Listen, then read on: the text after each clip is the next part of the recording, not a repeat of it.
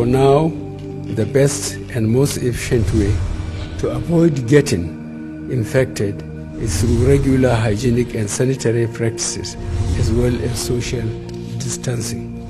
As individuals, we remain the greatest weapon to fight this pandemic.